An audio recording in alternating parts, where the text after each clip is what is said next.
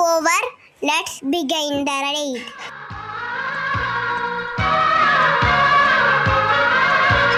சித்திரங்களை பாடச் சொல்லலாம், தென்றலை அஞ்சல் ஒன்று போடச் சொல்லலாம்.